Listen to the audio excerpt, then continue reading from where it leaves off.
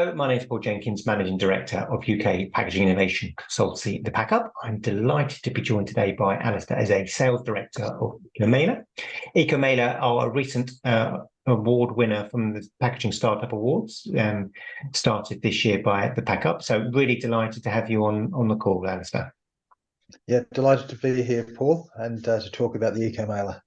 Brilliant. Yeah. So we're going to find out a little bit about you and then the business and sort of the whole world of being a startup. So first of all, can you tell me a little bit about your background and what inspired sort of ecoMLR to start to launch? Okay, so my background has been primarily in printing and direct marketing. We were approached about 7 years ago by a glue manufacturer who had this product that they thought had a place in the packaging market to create protective and insulated packaging. One of the challenges they had was to find someone that could lay down the glue and then could create a process where we could then expand the glue and create the protective infill or the insulating infill. So we over a period of 3 years played around with the glues, with laying it down, different technologies to expand it, which is primarily medium wave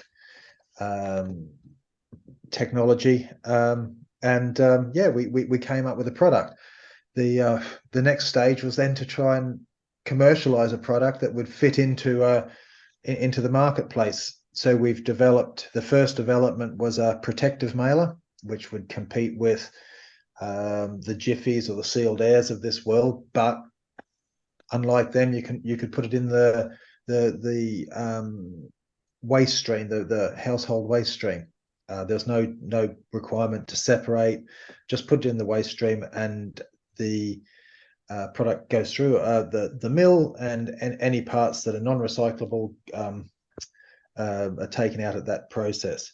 So we had it certified by a accreditation institute called Cyclos-HTP. Mm-hmm. And on our mailer, the protective mailer, it's come back, and between 92 and 94% of it gets recycled through the paper process. We stumbled across the fact that it was also insulative. And ironically, that's where the majority of our sales have come from, primarily through one product. And basically, the difference between the two is in the protective mailer, we lay down spots.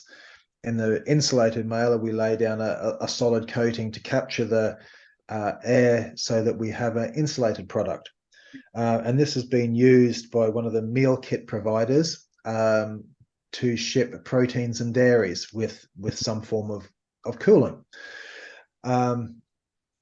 It's a little bit more unique in the insulating market because there's not that many curbside recyclable solutions.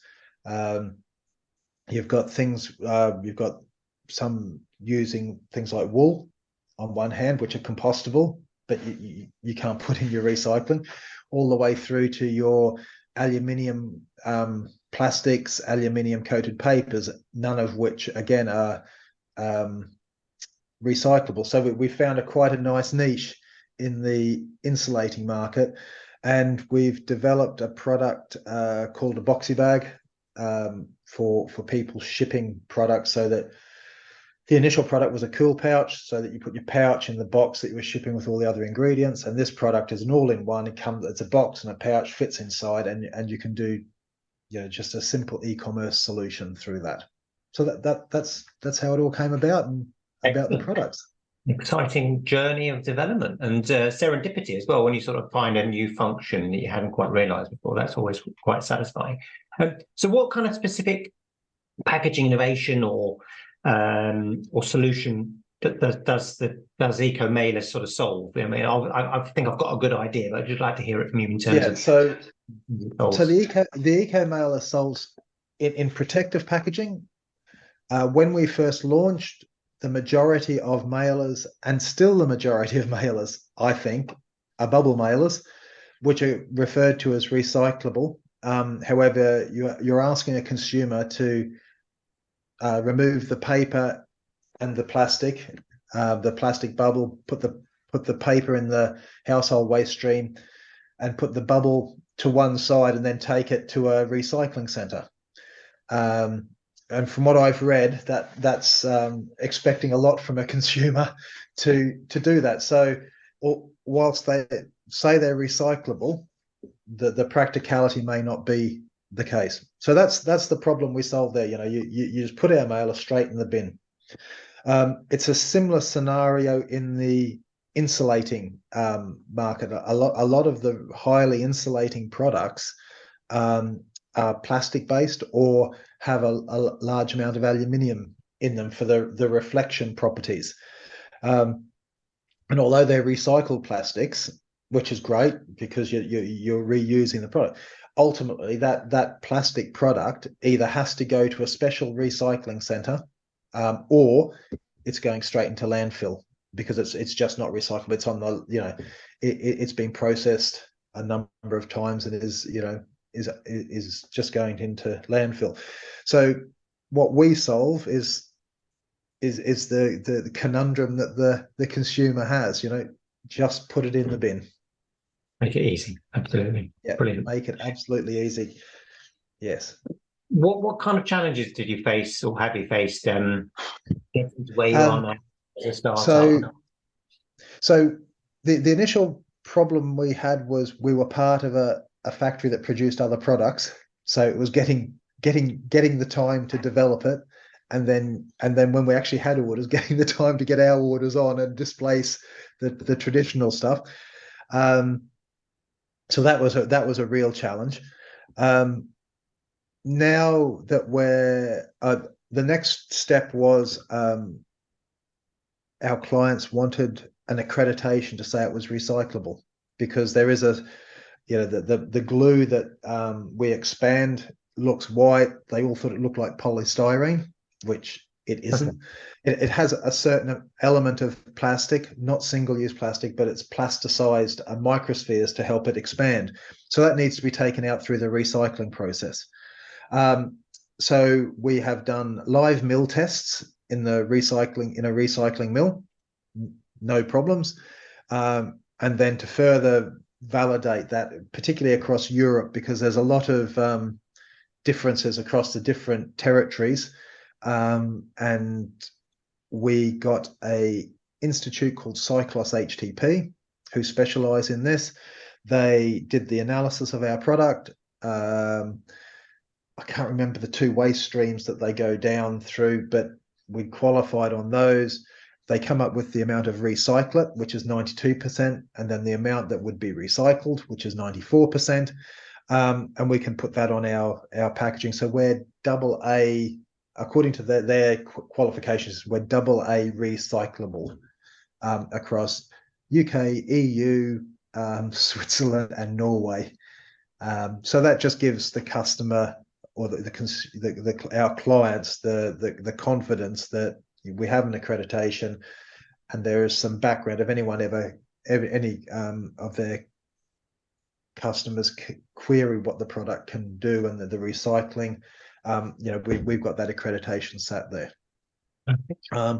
Interestingly enough, I've looked at some paper-based products that are all paper-based, and they claim less recyclability for recyclates than ours. And I think maybe this accreditation process should be extended across products so customers can understand exactly what they are buying. Yeah, because there's a lot to create a lot of these products. There's a lot of glues that you don't see that aren't that make a lot of the paper. You can't get hold of that fiber because it's stuck to by the glues. Anyway, that would be an interesting debate. Absolutely. So what advice can you give entrepreneurs and startups that are just starting their sort of journey? What kind of tips could you give them to get to a place like where you are with ecoMLR?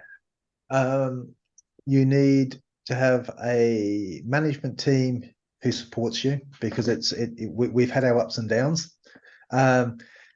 You need a lot of determination. In this case, we needed quite a lot of technical capability. So we had to leverage both on our suppliers and our internal people to understand what we could do and the stability of the product. Lastly, when we've got into more insulation, we've had to lean on experts in insulation to understand what coolants work, because the choice of coolant can affect very much how the product reacts, and the length of time. So we've learnt a lot on that through various partners, and I think you need to, as they say in that song, when you get knocked down, you get up again, because there's a lot of there's a lot of setbacks. Our biggest challenge, and I think a lot of sustainable products' biggest challenges is price, because a lot of the alternatives are very cheap, which is why they've come to fruition.